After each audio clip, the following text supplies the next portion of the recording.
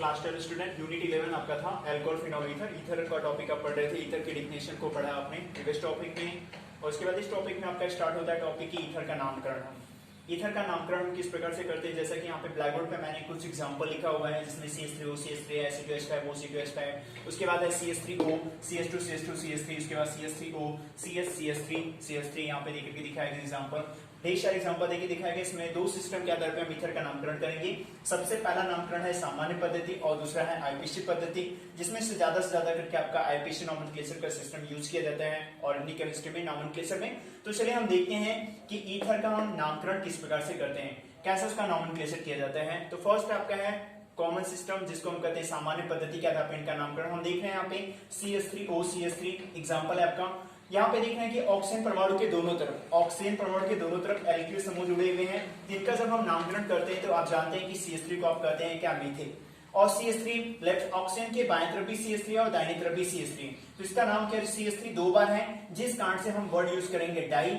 और CH3 के student हम लिखते हैं क्या, मीथिल और डाई मीथिल। और आप जानते हैं कि ऑक्सीजन के दोनों तरफ यदि एल्किल या एरिल समूह होते हैं तो वो कंपाउंड आपका ईथर कहा जाता है। तो इस प्रकार से इसका नाम हो जाएगा डाई मीथिल ईथर।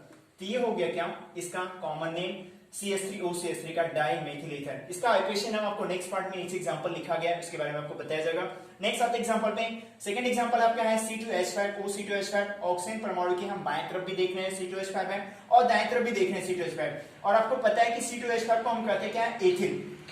तो दोनों तरफ ऑक्सीजन के ईथर है, C2H5 है, तो इस कारण से इसका नाम हो जाएगा डाई एथिल। C2H5 को हम एथिल कहते हैं और उसके बाद ये आपका कंपाउंड क्या हो जाएगा, ईथर। तो ये हो गया क्या, डाई एथिल ईथर। उसके बाद अब हम देख रहे हैं कि यहाँ पे ऑक्सीजन परमाणु, इस ऑक्सीजन परमाणु के बाएं तरफ देख रहे हैं कि कार्बन की संख्या 1 है और यहाँ पे दाहिने तरफ अगर हम देखें तो कार्बन की संख्या टोटल कितनी है, 3 है। तो कार्बन की संख्या यदि 1 होती तो उसके लिए उसका हम जो एल्किल समूह लिखते हैं वो होता है मेथिल, और यदि 3 होती तो उसके लिए हम उसकी संख्या लिखते हैं प्रोपिल।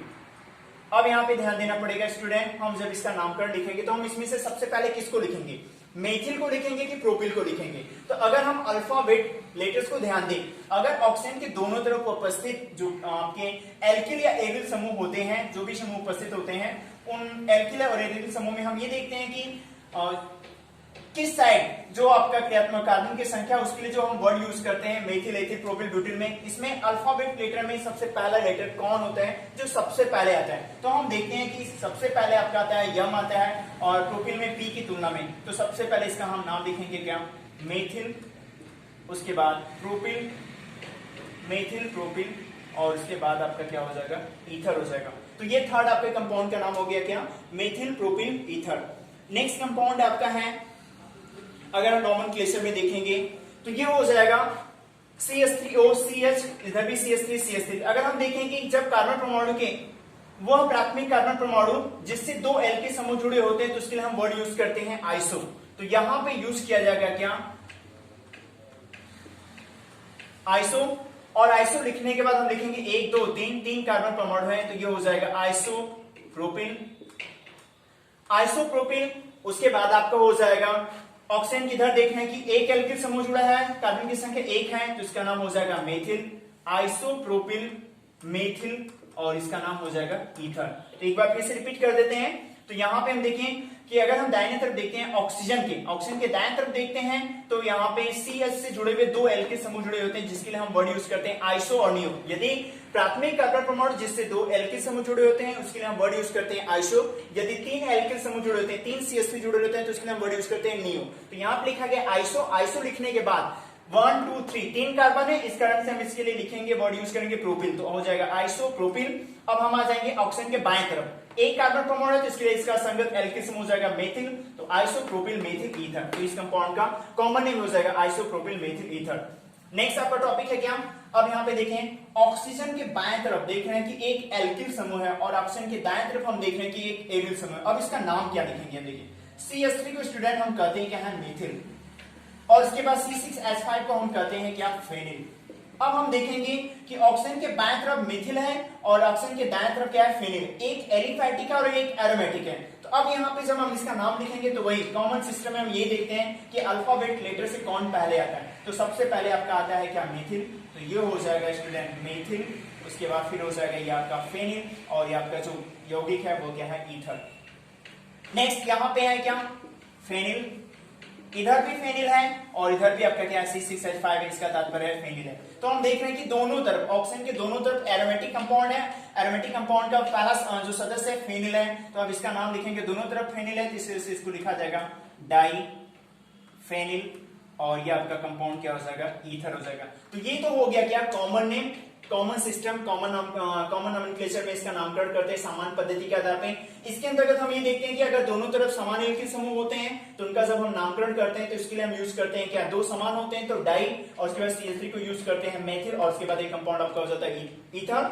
अगर दोनों एल्किल समूह डिफरेंट होते हैं, भिन्न होते हैं, जैसे थर्ड एग्जांपल में आप देखिए, थर्ड एग्जांपल में क्या है, ऑक्सीजन की दर देख रहे हैं कि 1 C है और ऑक्सीजन की दर देख रहे हैं कि 3 C है, अर्थात तात्पर्य जाएगा अगर 1 C है तो उसको हम मेथिल कहेंगे, और यदि 3 C रहेगा तो उसको हम वर्ड यूज करेंगे प्रोपिल। लेकिन मेथिल और प्रोपिल में मेथिल का फर्स्ट लेटर M है और प्रोपिल का फर्स्ट लेटर P है, तो M और P में अल्फाबेट लेटर में यम सबसे पहले आता है, तो सबसे पहले फर्स्ट ऑफ ऑल हम लिखेंगे मेथिल, उसके बाद प्रोपिल, उसके बाद आपका हो जाएगा ईथर।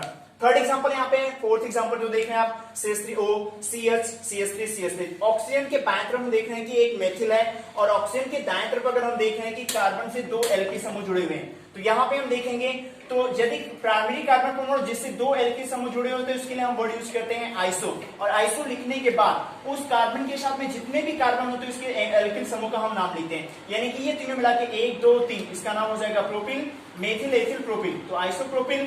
फिर आएंगे ऑक्सीजन के बाएं तरफ C, एक संख्या है तो मेथिल, ईथर। नेक्स्ट आपका नाम है क्या, CH3O6H5। इस एग्जांपल में अगर आप देखें तो ऑक्सीजन के बाएं तरफ देख रहे हैं तो एल्किल समूह का सदस्य है, और ऑक्सीजन के दाएं तरफ देख रहे हैं तो एरिल समूह का, यानी एरोमेटिक यौगिक एरिल समूह का सदस्य है। तो इसमें क्या हो गया कि CH3 को हम कहते हैं मेथिल और C6H5 को हम कहेंगे क्या, फेनिल।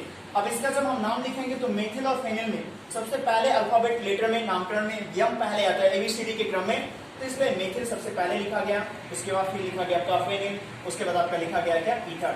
नेक्स्ट आपका एग्जांपल है C6H5 single bond O, single bond C6H5। इसमें हम देख रहे हैं कि ऑक्सीजन की दोनों तरफ एरिल समूह यानी कि एरोमेटिक रिंग का सदस्य है, और ये आपका क्या हो जाएगा, डाई एरिल ईथर के अंतर्गत आ जाता है, यानी कि एरोमेटिक ईथर कहा जा सकता है। और इसमें अगर हम नामकरण करेंगे तो 2 बार फेनिल है तो इस वजह से डाई यूज करेंगे, और C6H5 को फेनिल कहते हैं और ईथर कहते हैं, तो ये हो गया इसका नाम डाई।